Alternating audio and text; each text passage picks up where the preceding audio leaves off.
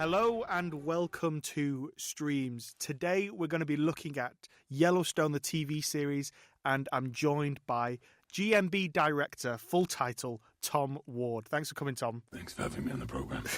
That is a terrible impression of Kevin Costner. I think that was a very good impression. In fact, would you like me to do the whole podcast like that? Please don't, no. Okay. We did record this whole episode. Wow, we're going straight confession. I've just got to say it off the bat. Yeah, because it was my fault. It was your fault. If it was your fault, I'm not sure we would be saying this. So we recorded half.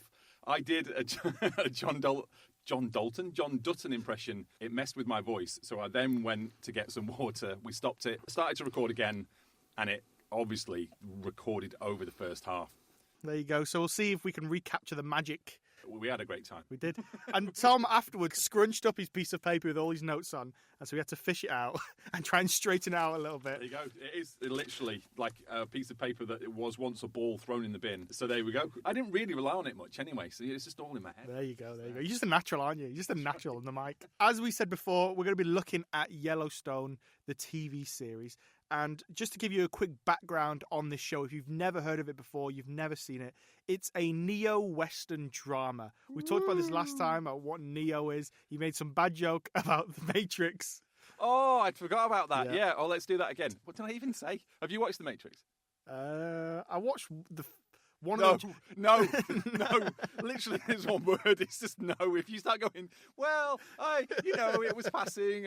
No, you haven't. If you've not sat down and had your life changed, then you haven't watched. No, like, do you know the scene where he bends backwards and the bullets kind of fly that's around? That's a meme, or that's like I've seen whatever film that's in. I've seen that film, whichever one that's in. I think if you don't know if you've watched it, you haven't watched it. Come on. That's classic. So since we taped over the first episode, the first recording of this, have you worked out what a neo-Western is? Nope. I think it's just modern Western. I think that is what I had read, is that it would be called a modern Western. And I think that's fair enough. You can see that, can't you? It's horses, It's cowboys. And it's interesting that I think horses and cowboys and that kind of out in the wilderness is a very popular thing. And there are various programs on Netflix. In fact, my wife watches one religiously, and I can't remember the name of it, but it's got horses involved. It's basically like a kid's version of Yellowstone, because Yellowstone is not for kids. So it's a neo-Western, a modern Western. I think that's fair enough. It premiered in 2018 and season 5 wrapped in December 2024. And season 5 finishes it. So there's 5 seasons altogether. There are some prequels, but in terms of this story itself, rest assured, it's not going to go on forever. 5 seasons and it's done and it's dusted. And it's written by a guy called Taylor Sheridan. I'd never heard of him before, but he is probably best known for writing Sicario. But he did also write a film called something about Wind River, which is great. Another one set out in the wilderness, but it's just a very wintry scene. There's just snow everywhere. That's a good film. So I think come from good stock. And so he directed it as well. I think he directed maybe a couple of episodes of this, but he writes it and he's also stars in it. And in later series, he's one of the kind of side characters who comes in and out. Did you notice him in watching it then? No. I just knew the name, obviously, because you see it in the title cards, don't you? Kind of like Taylor Sheridan and whatever. And then it's only when I was listening to a Man United podcast, believe it or not. 5 minutes in and we're already on United. There's nothing about Man United in this series at all. Well, basically, I was listening to my Man United podcast, and on Friday they do a show called The Brew, and they just talk about movies, TV stuff. And one of the guys on it is a massive Yellowstone fan. He said, the writer, Taylor Sheridan, he's in it as, I can't remember the character's name, but one of the characters he comes in at, and I was like, oh, really? That's when I kind of figured it out. So there you go, like a weird link of how I figured that all out. Took us on a journey there. I did take you on a journey. But the best known actor in this is probably Kevin Costner. Every mum's favourite actor. Yes, legendarily from The Bodyguard. Have you watched that? Nope. So we need to add that to the Robin list Hood. I've watched Robin Hood. Robin Hood, classic.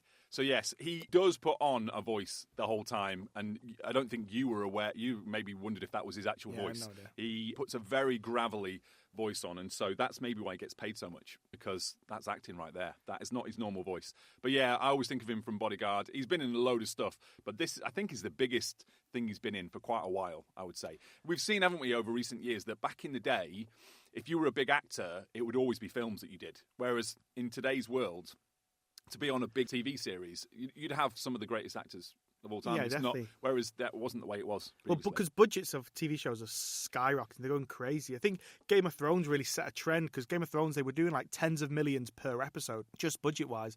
And so clearly people enjoyed that kind of stuff of like a short series, 10 episodes or so, big budget. And so they're just developing more and more. You just go where the money is. Just go where the money is. Yeah. I mean, I would if I was an actor. And so you can watch this show on 2 streaming platforms. So it's currently available on Netflix and Paramount Plus. And so Netflix has the first 4 seasons only, but Paramount Plus has all 5 seasons. So if you want to start it, you can start on Netflix and then finish it on Paramount Plus. The 5th and final season only just premiered at the end of 2024, and so it's still fresh in the ether. And so it may come on Netflix at some point, but ultimately, if you do want to start this, you can just start it on Netflix, which most people have. And then if you want to finish it, you can sign up for Paramount Plus. I think it's quite cheap, so you should be able to find it there. I feel like this is probably the time for me to confess that I bowed out early. That's true. So it hasn't been out very long, but I know of various people in my church and in my family who have genuinely binged it. I know you did as well, went through it very quickly. I think I got through most of season 2.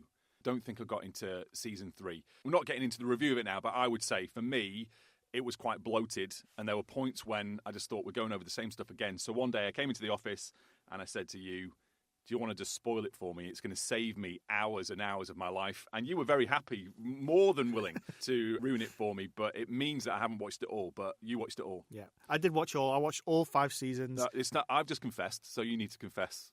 Well, no, I tend to watch shows, if they're a bit dry and I'm watching them on my iPad or my phone, I'll tend to skip a little bit. So you haven't watched it? I have watched it. It's like when people say, you know, I've read that book, and then you find out that they listened to it on Audible. That's not, you haven't read the book. See, no, that's just been a book snob, that is.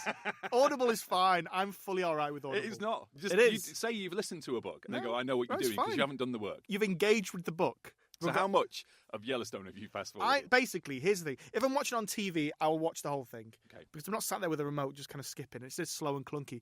But on your phone or an iPad, like, you can just double tap the screen and it skips 10 seconds. And would you watch anything double speed? Never watched anything double speed. I'm not like that. And I'll only Why skip... would that be any different? No, I'm 'cause not like that. Like, I'm better than those people. I'm only skipping certain scenes.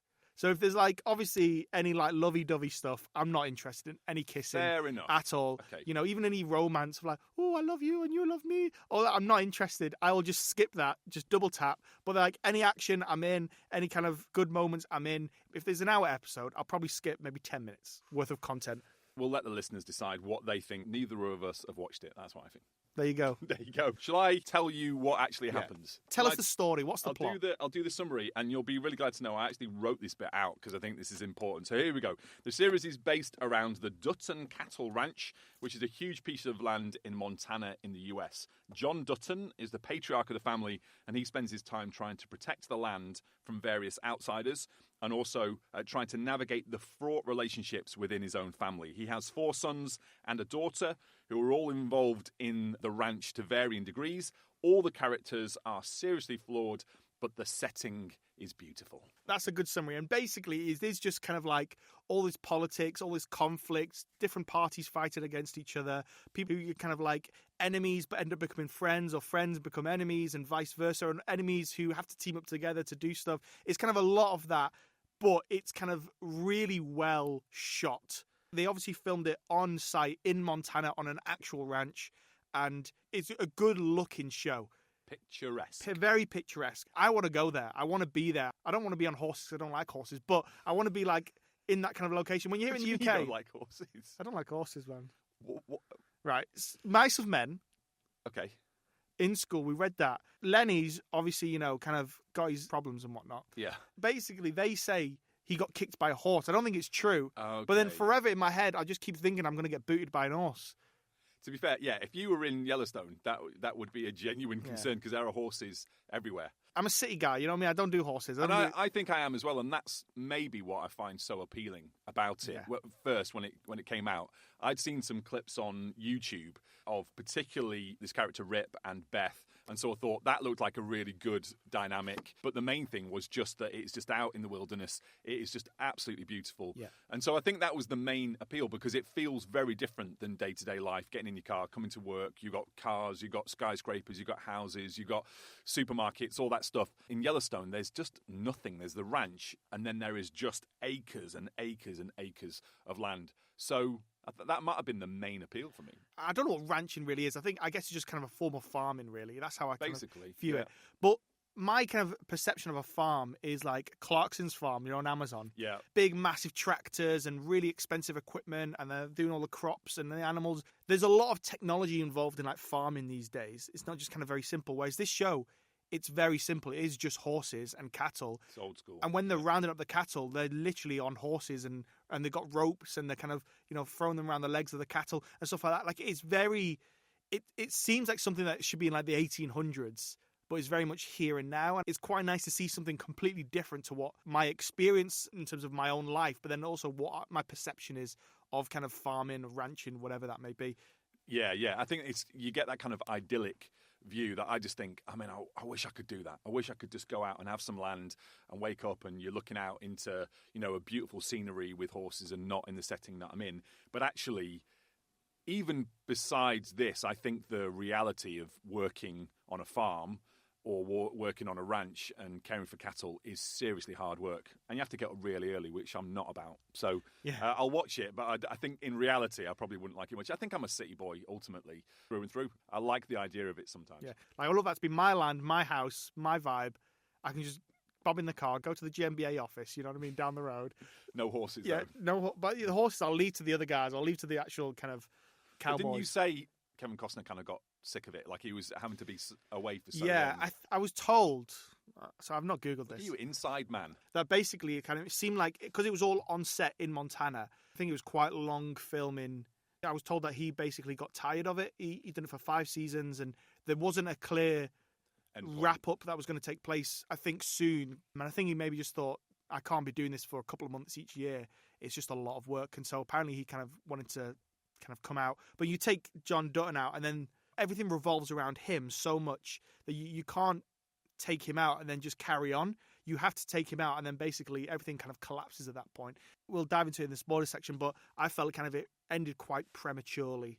Abrupt. Yeah, it just kind of felt like it was very rushed. It was like, oh, we need to finish this off really, really quickly. And so like all the storylines kind of come to a close, and some are satisfying, some aren't really satisfying. But that's just the way shows are these days, isn't it? You can never be satisfied with an ending. Yeah, I think that's right. Often, particularly in shows that you really get invested in and you really like, I think they often struggle to bring it to an end. I think legendarily, I never watched it, but a number of my friends watched Lost.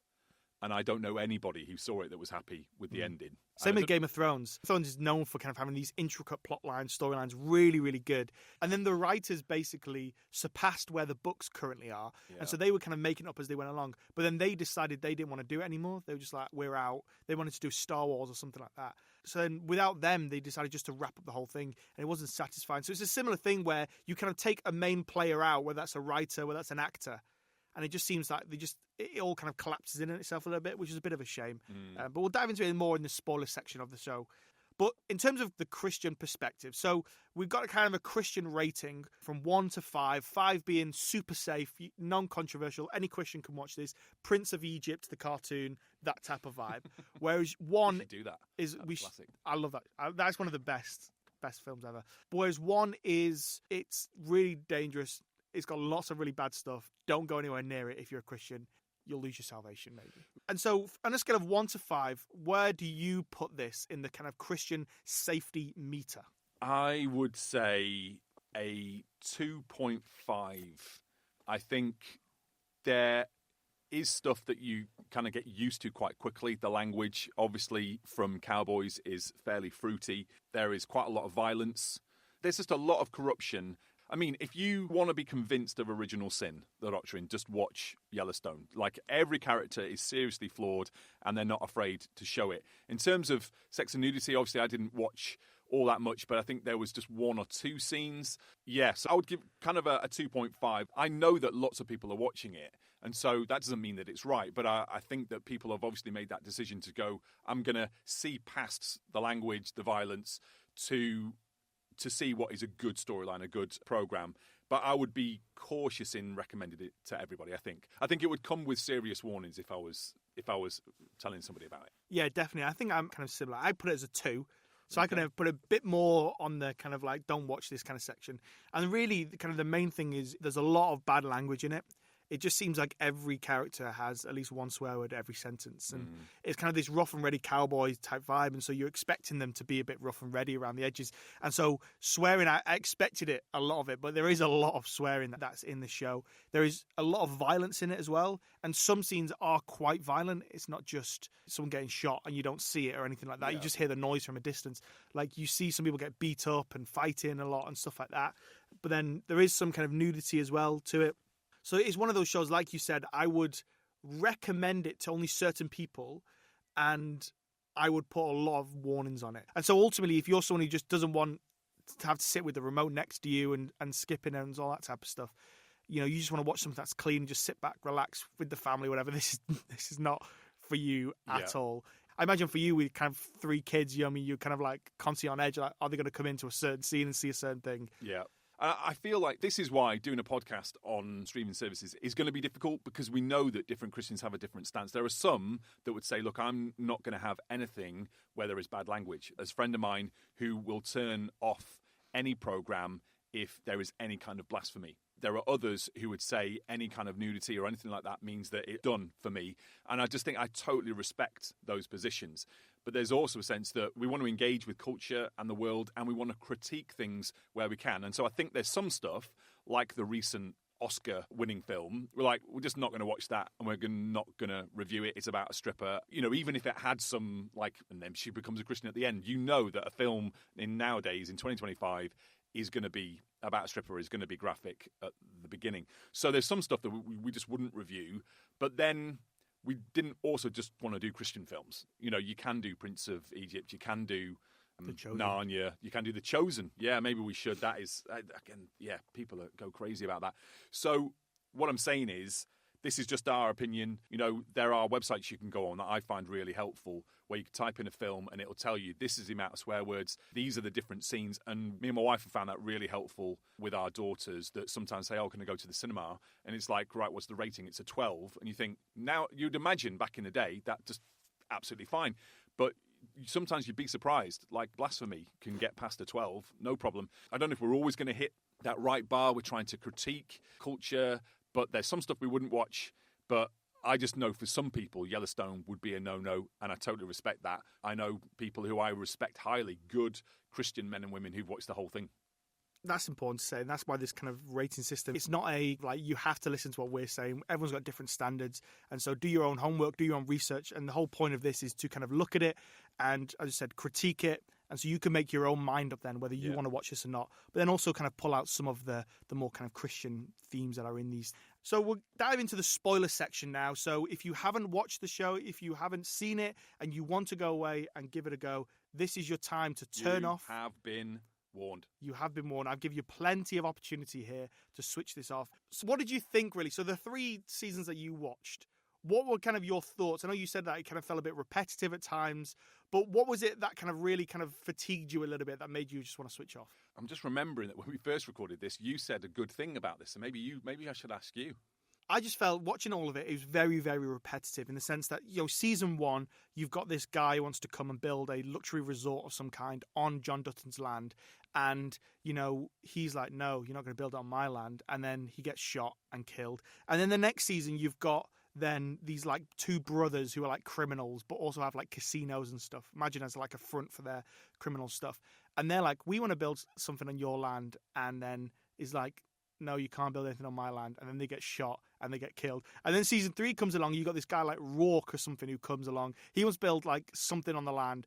He gets shot and killed. Or did he get shot? Or maybe he just kind of, he gets, I don't know. It's hard to remember it all. Lots of people get shot in this, though. He's kind of all blurs into one. And then in the final 2 seasons, it's basically a really big company that come along. They want to build an airport and a resort slap bang in the middle of John Dutton's land. And it kind of just felt very repetitive. It kind of felt like someone comes along and they're really bad because they want to build this, and then there's all kind of this struggle of they're going to go through legal means in order to get there, but also illegal means in order to kind of help the process, and then they just end up getting shot and killed, and then we're all good again, the land's still ours. And then someone else comes on, and you kind of just felt a bit fatigued by kind of like the third one, the fourth one. You kind of like, oh, right, great, someone else has come along. And it just, for me, I was kind of just got a bit bored in the end. I was like, give me something fresh at least. Was it like Power Rangers? What is that reference? I was thinking that every episode of Power Rangers, this is the baddie. And then they have to defeat the baddie. Oh, no, there's putties. And then they beat the putties. And oh, no, the baddie's turned into a big robot. And we turn into a big robot. And then we win at the end. Basically, Yellowstone is just an adult version of Power Rangers. That is an unbelievable take. Have you watched Power Rangers? Yeah, of course I watch Power Rangers. Okay. I've been a child once, so of course I watch Power Rangers. Well, I thought maybe your parents thought Power Rangers was a bit spicy. No. It was all anything goes. It went in my house. I completely agree with that. That's why I got you to repeat what you said last time, because I think that's right. It's bloated. It's the same storyline that develops, but with that, I think my main frustration was I struggled to track with the main characters' ethics and thoughts about what they're doing. And so we are in the spoiler section, aren't we? Yeah. So you've got huge issues between Beth and, what's the lawyer brother called? Jamie. And you know that there's reasons for this. And I think the reason I hung on as long as I did is that I was waiting for the big reveal of why they've fallen out so much. And it becomes clear. Obviously, Beth has got pregnant, and then Jamie had taken her to get an abortion, and then she wasn't able to have kids after that. I totally get that would be a huge thing. But there's moments when you think, oh, does Beth actually love Jamie? And I always felt like I was waiting for that to be underneath everything. When all is said and done, I actually do love you. But it seemed like no. But then there are moments when, like, why was she nice? Or why has he helped her in this situation and not? And then even with John Dutton, there's moments when you just think, yeah, he's a really principled man. He's a man of ethics. But then other moments, you come to realise that although he's not killing anyone, he's quite happy for Rip to take people off-site and not take them to the bus station, but take them to the train station, which, if you've watched the series, you will know that means being thrown down a big ravine and shot in the head. And so I struggled to kind of track with that. Take a very, very controversial series like Breaking Bad. And you start with a guy who is a good family man. He gets cancer and he wants to provide for his family. And you see slowly how his ethics change, but it's consistent. It's consistently bad. He becomes an absolute monster by the end. But there's no doubt that you track with him. And I don't know whether it was the acting or whether it was the writing. I struggled to fully work out, am I meant to like John Dutton? And then you've got Casey, who's a likeable character, but he seems to be fairly adept at killing people. And I know you have to put some of these things aside. It's not a true story. These aren't real people. It's made up. But you've got Casey and his wife. His wife is somebody, again, a very likeable character from, is it right to say Indian? Native American. Native American. But she just goes back and forth. It's one episode. She's like, right, let's make this work. And then she leaves. She can't stand the ranch. It's too violent. And you think, fair enough. But then she comes back and says, actually, I do want to do it. And then she goes and is a university lecturer and I leave you and then come back. And I know that in some sense that's real life. People make decisions and go back on them. But I guess I struggle to work out, is she completely appalled by the Dutton family and the ranch, or is she not? I wasn't sure where I was meant to be left with certain characters. Definitely. And I think that was kind of consistent with every character in the show. It's just up, down, up, down. And I think one of the main ones was with Jamie, because Jamie is like the family lawyer, really intelligent, really smart. He basically covers the family legally. And so like he's always fighting and looking at the law and stuff like that to try and basically help them keep this land together. And then he kind of goes off and does his own thing for a little bit and kind of goes against his family and goes against his dad. And then basically he's cast out from his family. And then he's brought back in and then he goes to sleep inside the bunkhouse with all the kind of other cowboys and ranch workers and basically becomes like the lowest member on the ranch. He's like doing all the dirty work, you know, cleaning out the stalls for the horses and getting the hay out and stuff like this. And basically it seems like he's going to have this kind of really nice redemption arc. And then like all of a sudden, John's just like, I need you, get your suit on. And then he becomes like this maniac again. And you're thinking like, oh, that's just like a switch. And it seems like to me that what's happened is they didn't have, you know, a plan for each character before they started. That they didn't say, this is where we want the characters to start, this is what they're like, and here's going to be some conflicts, but ultimately, here's the end goal for all of them. I think they were more reactive than proactive. Very much just kind of going, okay, great, we need another conflict. What can we do here? Okay, great. Jamie and Beth haven't talked in a while. Let's get them to flare up. Or, you know, Casey's wife, she's all happy now. Let's make her sad again. And so it just kind of does seem very up and down at times, which can be frustrating and annoying because you start to get behind a certain character and a certain kind of arc they're going down, and then they just kind of derail it all a little bit. That was quite frustrating. But I did think, though, that one of the most consistent story arcs was Jimmy. So Jimmy is legendary, a great character. I love Jimmy. And like in the first couple of episodes, he's basically a drug dealer. He makes drugs as well. I don't know, what do you call someone who makes drugs? Like a drug maker? Drug cook? A drug maker. It doesn't sound right, does it? It You're doesn't. right. Like, I don't know. Whatever you call someone who makes drugs, he makes drugs in like a trailer. I think it's like his granddad or something goes to John Dutton and says, you need to kind of take Jimmy in, because if not, he's going to end up in prison or dead or both. And so John Dutton kind of takes him in, and he's got no experience of ranches, of horses, of being a cowboy, nothing. He's basically just kind of this rough and ready young lad. And they kind of take him in, and they kind of, the whole idea is they keep saying to him, like, we're going to make you a cowboy one day. We're going to make you a cowboy one day. And that's one thing they constantly say to him. And they love him, but they're really harsh on him. But then there's also times of encouragement. And then one of the characters, Lloyd, whose guy's worked on the ranch for decades, it almost becomes like a little father figure to him. And like through kind of hardship and pain and encouragement and all the kind of things that come with that, he ends up becoming a really good, decent human being and a really good cowboy. And he ends up working on like a ranch in Texas, one of the biggest ranches in the country, and ends up marrying this kind of nice lady and stuff like that. And at the end, you're kind of satisfied with that. It's like a happy ending.